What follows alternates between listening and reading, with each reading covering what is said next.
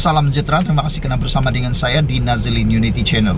Kita bakal menyambut tahun baru 2024. Tetapi ada pula langkah durjana yang dirancang oleh orang-orang yang tak sabar mahu dapat kuasa. Dipanggil langkah Dubai.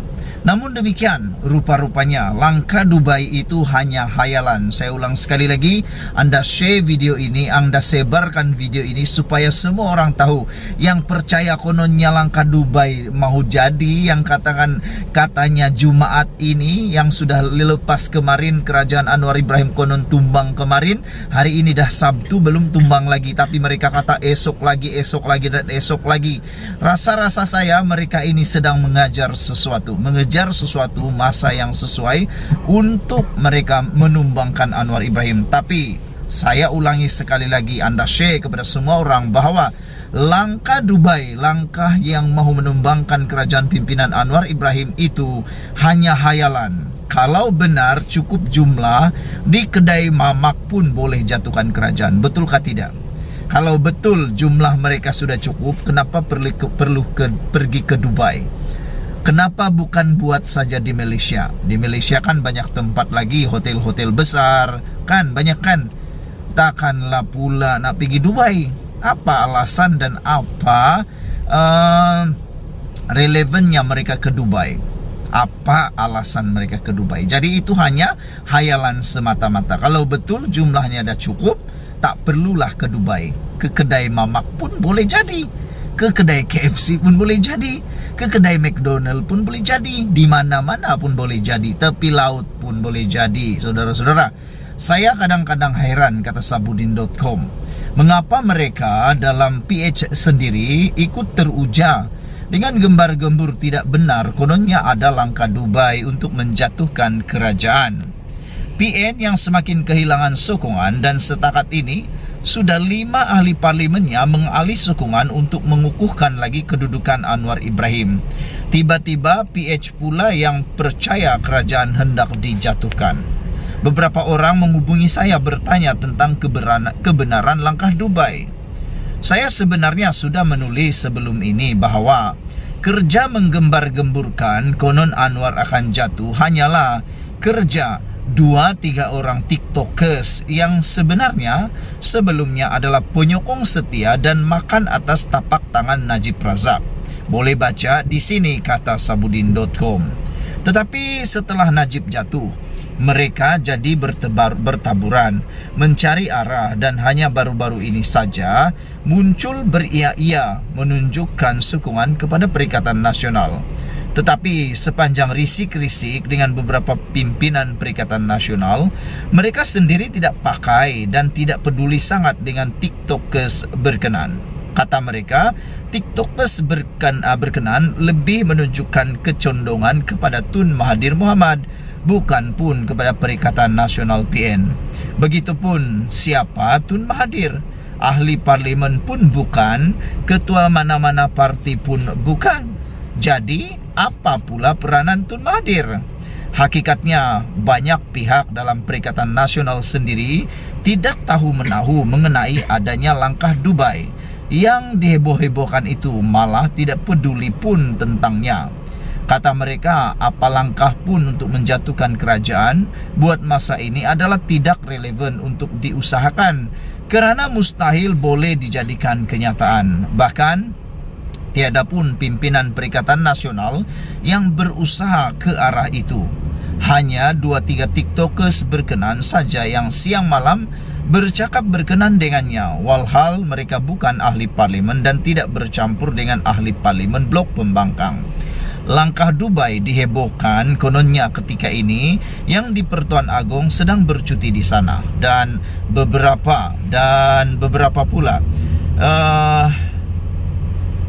yang di Pertuan Agong kononnya sedang bercuti di sana, dan beberapa ahli parlimen dikatakan berusaha bertemu baginda untuk merundingkan pertukaran kerajaan. Kononnya ada beberapa ahli parlimen berada di Dubai, termasuk Azmin Ali, Hishamuddin Hussein dan Hamzah Zainuddin. Memang Azmin diketahui berada di Dubai, tetapi sebagaimana dimuatkan dalam media sosialnya, beliau hanya bercuti bersama keluarganya. Pokoknya beliau bukan ahli parlimen. Hisamuddin Hussein juga menunjukkan di media sosial gambarnya sedang bercuti, tetapi tidak jelas di mana lokasinya. Hamzah Zainuddin tidak dipastikan keberadaannya. Ada yang mengatakan dia di Dubai, dan apapun juga ada juga yang mengatakan dia di London. Beliau dikatakan sedang bercuti dengan keluarganya, sambil difahamkan ada urusan berjumpa anaknya yang belajar di London. Bekas Perdana Menteri Ismail Sabri pula sedang menunaikan umrah di Mekah.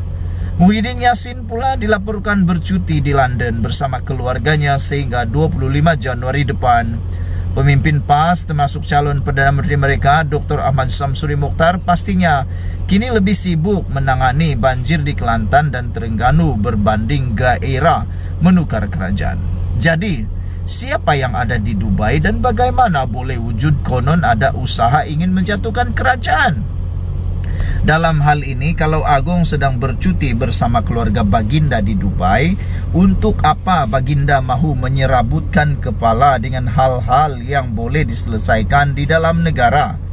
Nak tukar kerajaan, bawalah usul tidak percaya dalam parlimen, atau kumpulkan seramai 112 ahli parlimen dan kemudian tunggu saja dipanggil menghadap ke istana negara.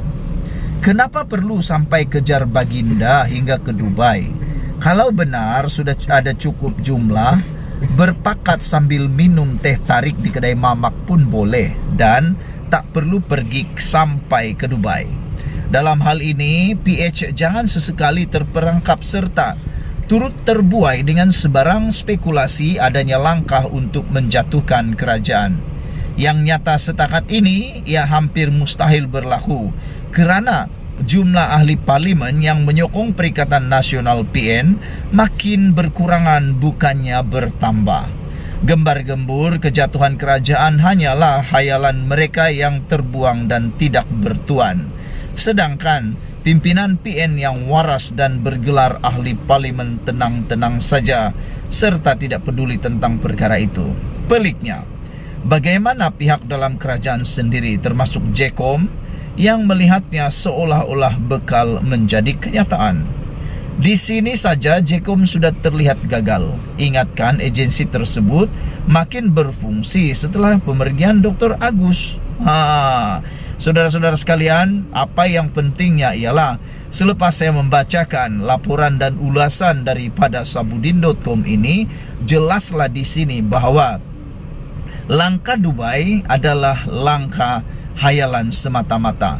Tidak mungkin kita jamin langkah Dubai tiada, langkah Dubai tidak akan berjaya, dan kita juga menjamin yang di Pertuan Agong tidak akan melayan karena politik seperti ini. Kerana dalam tempo beberapa bulan saja lagi yang di Pertuan Agong sudah bersara ataupun ditukar kepada Agong yang lain. Jadi semestinya Baginda tidak akan mahu berada dalam keadaan yang kalut seperti itu. Apabila pendapat anda semua, adakah anda juga bersetuju dengan laporan ini dan ulasan ini bahwa hayalan semata-mata langkah Dubai tersebut? Kerana seperti yang dikatakan oleh Sabudin, itu hanya hayalan beberapa orang, 2-3 ekor kata Sabudin dalam tulisannya sebelum ini, 2-3 ekor TikTokers saja yang sibuk nak cari makan, nak cari nama, dan nak pula menumbangkan kerajaan. Tapi itulah yang dihairankan oleh Sabudin.